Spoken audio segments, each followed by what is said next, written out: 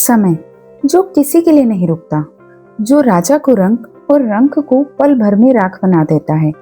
मृत्यु एक ऐसा अटल सत्य जिसके नाम मात्र से इंसान की रूह कांप उठती है। लेकिन क्या हो जब स्वयं मृत्यु को भी मृत्यु का भय सताने लगे? क्या इस पूरे ब्रह्मांड में कोई ऐसी शक्ति है जो समय को रोक सके और मृत्यु की आंखों में आंखें डालकर उसे भस्म कर सके? जी हाँ, वो है कालों के काल महाकाल। नमस्कार दोस्तों, मैं हूं आपकी होस्ट और आध्यात्मिक धारा की इस दिव्य ज्योतिर्लिंग यात्रा में आपका एक बार फिर से स्वागत है। सोमनाथ के गहरे समंदर और श्री शैलम के ऊंचे पर्वतों से होते हुए आज हमारी ये आध्यात्मिक धारा आ पहुंची है मोक्ष की नगरी अवंतिका में, जिसे आज पूरी दुनिया उज्जैन के नाम से जानती है।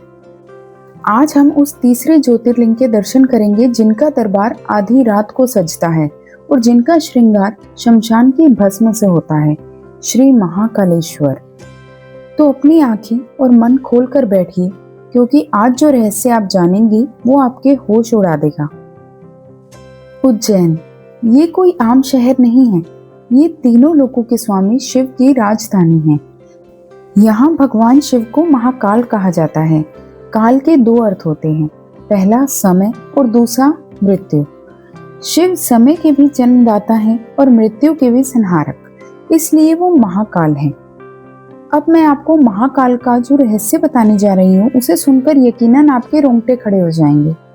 क्या आप जानते हैं कि पूरे भारत में मौजूद 12 ज्योतिर्लिंगों में से श्री महाकालेश्वर ही एकमात्र ऐसा ज्योतिर्लिंग है जो दक्षिण मुखी है। लेकिन क्यों? क्या है इस दक्षिण दिशा का खौफनाक सच?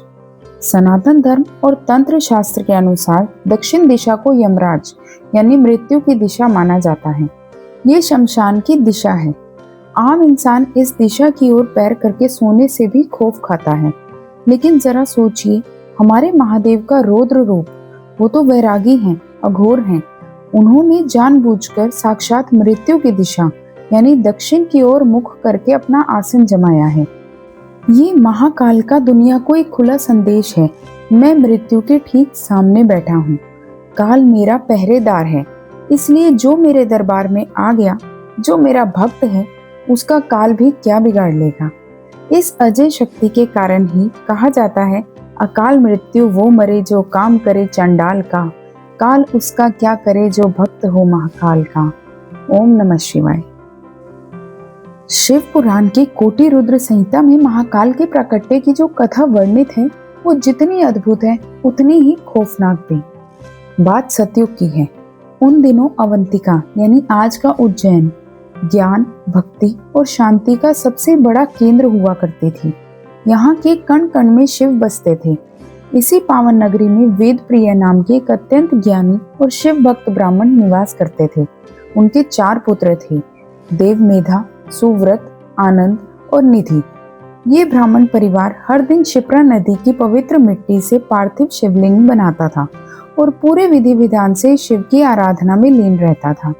अवंतिका नगर के लोग भी उनके मार्गदर्शन में धर्म के मार्ग पर चलते थे।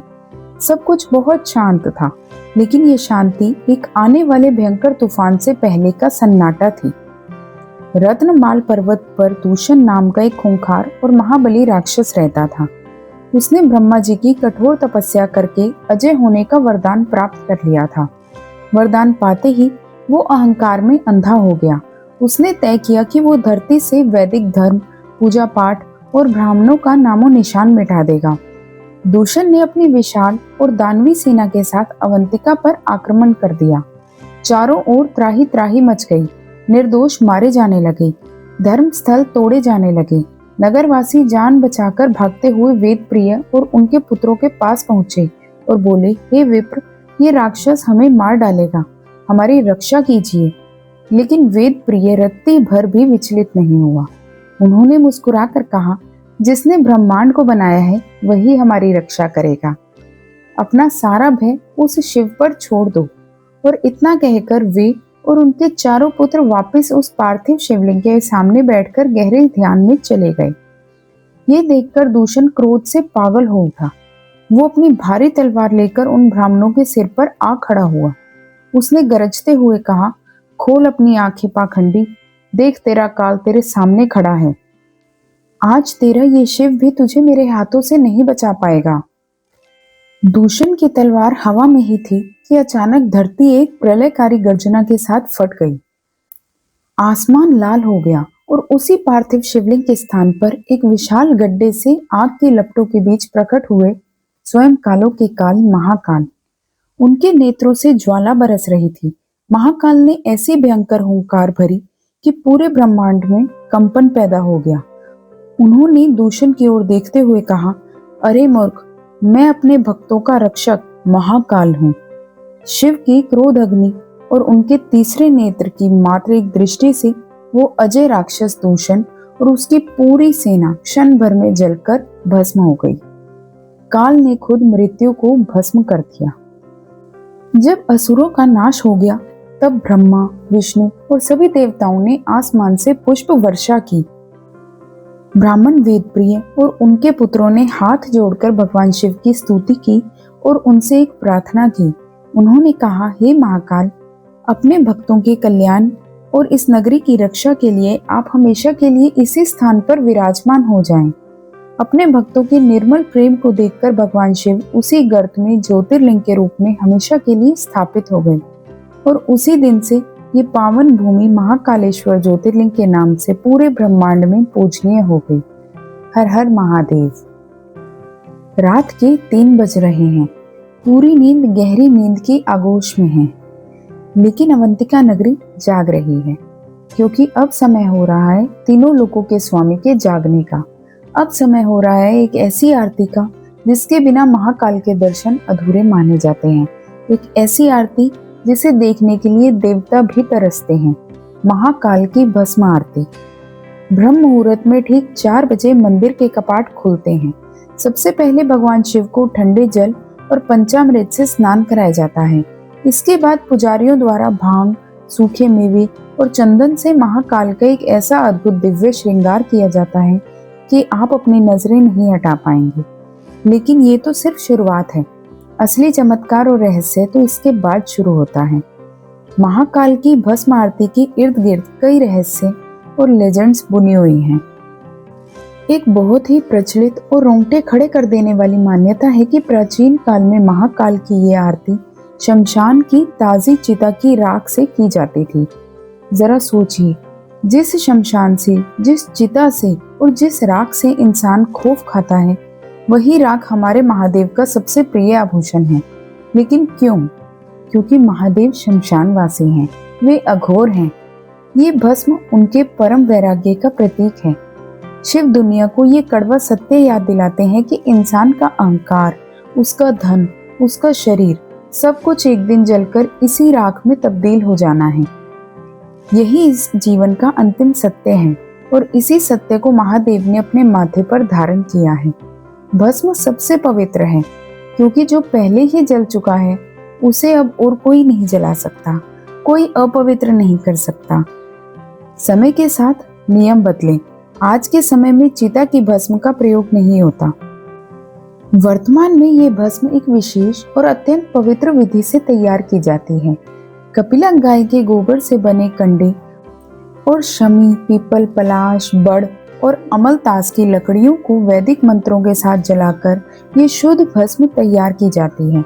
महानिर्वाणी अखाड़े के संत इस भस्म को लेकर गर्भगृह में आते हैं और फिर आता है वो पल जिसका हर शिव भक्त को इंतजार होता है। जैसे ही पुजारी उस भस्म की पोटली से शिव पर सफेद राख उड़ेलते हैं, पूरा गर्भगृह एक सफेद धुंध से भर जाता है। डमरू, ढोल, नगाड़े और भारी झांझ मंजीरों की गगनभेदी आवाज से पूरा मंदिर गूंज उठता है। वो दृश्य इतना शक्तिशाली होता है कि आपके रोंगटे खड़े हो जाते हैं, आंखों से आंसू छलक पड़ते हैं। ऐसा लगता है मानो शिव अपनी समाधि से जाग गए हैं। उस एक पल में जीवन और मृत्यु का अंतर मिट जाता है और बचता है तो केवल एक ही सत्य, महाकाल। उस भस्म में लिपटे शिवलिंग को देखकर इंसान अपने सारे दुख दर्द भूलकर बस यही कहता है, जय श्री महाकाल। भस्म आरती के उस अलौकिक अनुभव के बाद आइए अब हम इस मंदिर की उस संरचना को समझते हैं जो वास्तुकला का एक बेजोड़ चमत्कार है। श्री महाकालेश्वर मंदिर महज पत्थरों से बनी कोई इमारत नहीं है, बल्कि ये अपने आप में पूरे ब्रह्मांड का एक प्रतीक है। ये भव्य मंदिर मुख्य रूप से तीनों तलों में बटा हुआ है और हर तल का अपना एक अलग रहस्य है। पहला तल गर्भगृह, ये मंदिर का सबसे निचला हिस्सा है जो भूमिगत है यानी अंडरग्राउंड है। धरती के गर्भ में स्थित इसी पावन कक्ष में स्वयं श्री महाकालेश्वर ज्योतिर्लिंग विराजमान है। माना जाता है कि भगवान शिव धरती के केंद्र में बैठकर पूरे ब्रह्मांड की ऊर्जा को नियंत्रित करते हैं। माता पार्वती, भगवान गणेश और कार्तिकेय की मनमोहक प्रतिमाएं भी इसी गर्भगृह की शोभा बढ़ाती हैं। दूसरा तल मध्य भाग, महाकाल के दर्शन करने के बाद जब आप सीढ़ियां चढ़कर ऊपर आते हैं तो मध्य तल पर आपको श्री ओंकारेश्वर महादेव के दर्शन होते हैं। ये शिवलिंग भी अत्यंत चमत्कारी माना जाता है और शिव भक्त यहाँ भी शीश नवाए बिना नहीं लौटते। तीसरा और सबसे रहस्यमय तल मंदिर के सबसे ऊपरी तल पर विराजमान है श्री नागचंदेश्वर महादेव। यहाँ भगवान शिव और माता पार्वती 10 मुखी सर्प के आसन पर बैठे हैं। लेकिन आपको ये जानकर हैरानी होगी कि इस मंदिर के कपाट साल के 364 दिन बंद रहते हैं। जी हाँ, ये पूरी दुनिया का एकमात्र ऐसा मंदिर है जो साल में सिर्फ एक बार नाग पंचमी के दिन ही 24 घंटे के लिए खुलता है। मंदिर परिसर में एक बहुत ही विशाल और पवित्र जल कुंड भी है जिसे कोटि तीर्थ कुंड कहा जाता है। मान्यता है कि इस कुंड में स्नान करने या इसका जल छिड़कने मात्र से करोड़ों पापों का नाश हो जाता है। लेकिन इस कुंड की गहराई में एक ऐसा खूनी इतिहास दफन है जिसे सुनकर आज भी हर सनातनी का दिल दहल उठता है।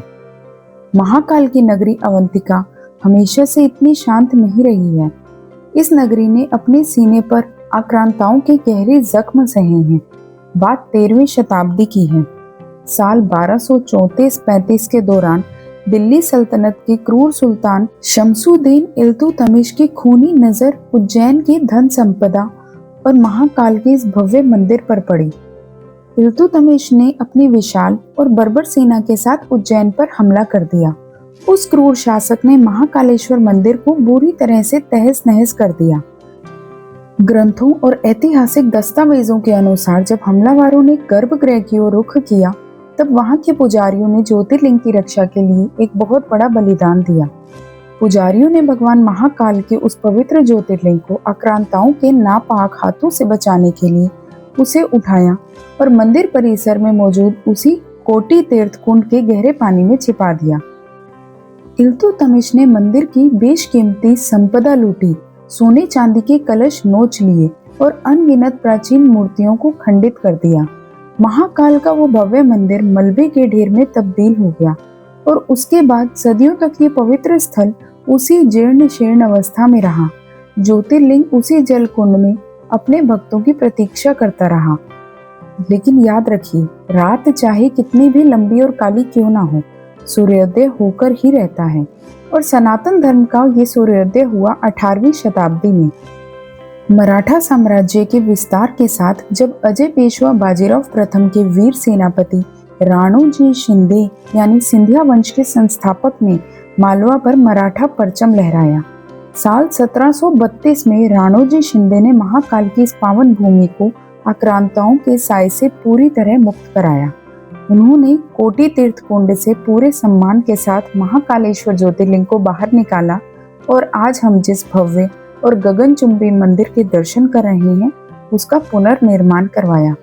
ये मंदिर केवल ईंट पत्थरों की इमारत नहीं है, ये मराठा योद्धाओं के धर्म प्रेम और सनातन की कभी न हारने वाली अजय इच्छा शक्ति का जीता जागता प्रमाण है। महाकाल की इस पावन नगरी का एक और अद्भुत रूप हमें हर 12 साल में देखने को मिलता है, जब उज्जैन में आयोजित होता है विश्व का सबसे बड़ा आध्यात्मिक जमावड़ा सिंहस्थ कुंभ मेला। ज्योतिष शास्त्र के अनुसार जब देवगुरु बृहस्पति सिंह राशि में और सूर्य मेष राशि में प्रवेश करता है तब शिप्रा नदी के तट पर यह महाकुंभ सजता है। इस दौरान लाखों की संख्या में नागा साधु, अघोरी और संत हिमालय की कंदराओं से निकलकर शिप्रा नदी में अमृत स्नान के लिए जुटते हैं। उस समय पूरी उज्जैन नगरी शिव की बारात जैसी लगती है। और इतिहास के उन पन्नों से निकलकर आज 21वीं सदी में महाकाल की इस नगरी ने एक नया, अद्भुत और भव्य स्वरूप ले लिया है। जी हाँ, हम बात कर रहे हैं हाल ही में बनकर तैयार हुए श्री महाकाल लोक की। लगभग 900 मीटर से भी अधिक लंबा ये कॉरिडोर सिर्फ एक रास्ता नहीं है, बल्कि ये खुली आंखों से शिव पुराण को पढ़ने जैसा है। यहाँ भगवान शिव के जीवन की कथाओं जैसे माता सती का आत्मदाह, त्रिपुरासुर वध और समुद्र मंथन को 100 से अधिक विशाल मूर्तियों और 50 से ज्यादा मुराल्स के जरिए जीवंत कर दिया गया है। जब रात के समय ये पूरा कॉरिडोर रंग बिरंगी रोशनियों से जगमगाता है तो ऐसा लगता है मानो धरती पर साक्षात शिवलोक उतर आया हो। ये प्राचीन आस्था और आधुनिक कला का एक ऐसा संगम है जो पूरी दुनिया में कहीं और देखने को नहीं मिलेगा। दोस्तों, उज्जैन का ये महाकालेश्वर ज्योतिर्लिंग केवल पत्थरों से बना एक मंदिर नहीं है, ये इस ब्रह्मांड का सबसे बड़ा एहसास है। ये हमें हर पल याद दिलाता है कि इस दुनिया में जो भी जन्मा है, चाहे वो राजा हो या रंक, उसे एक दिन काल के गाल में समा ही जाना है। अंत में सब कुछ इसी सफेद भस्म में बदल जाएगा। लेकिन जो इंसान अपने अहंकार को छोड़कर उस राख को अपने माथे पर लगा लेता है और पूरी तरह से उस महाकाल की शरण में चला जाता है, वो जन्म और मृत्यु के इस खौफनाक चक्र से हमेशा के लिए आजाद हो जाता है। क्योंकि जिसके सिर पर महाकाल का हाथ हो, साक्षात मृत्यु भी उसके सामने घुटने टेक देती है। दोस्तों, आध्यात्मिक धारा की इस प्रस्तुति ने अगर आपके भी रोंगटे खड़े किए हैं और आपके भीतर शिव भक्ति जगाई है, तो इस वीडियो को अभी लाइक करें। क्या आपने कभी अपनी आंखों से महाकाल की भस्म आरती के दर्शन किए हैं? और क्या आप भविष्य में वहां जाना चाहते हैं? अपने विचार और अनुभव नीचे कमेंट्स में जय श्री महाकाल लिखकर हमारे साथ जरूर साझा करें। आपके एक कमेंट से कमेंट बॉक्स ऊर्जा से भर जाएगा। अपने परिवार और दोस्तों के साथ इस वीडियो को शेयर करना बिल्कुल ना भूलें, ताकि हर सनातनी तक महाकाल का ये गौरवशाली इतिहास पहुंच सके। और हाँ, अगर आपने अभी तक हमारे चैनल आध्यात्मिक धारा को सब्सक्राइब नहीं किया है तो अभी कर लीजिए और बेल आइकन जरूर दबाएं। हमारी 12 ज्योतिर्लिंगों की ये पावन यात्रा यहीं रुकने वाली नहीं है। अगले एपिसोड में हम मध्य प्रदेश के ही एक और अद्भुत रहस्य से पर्दा उठाएंगे। हम चलेंगे एक ऐसे रहस्यमय टापू पर जहां स्वयं नर्मदा नदी अपनी लहरों से ओम का आकार बनाती है। जी हाँ, हम दर्शन करेंगे चौथे ज्योतिर्लिंग श्री ओमकारेश्वर महादेव की। तो इंतजार कीजिएगा उस अद्भुत यात्रा का। तब तक के लिए शिव के ध्यान में रहें, अपना ख्याल रखें और एक बार पूरे प्रेम और भक्ति से बोलें जय श्री महाकाल।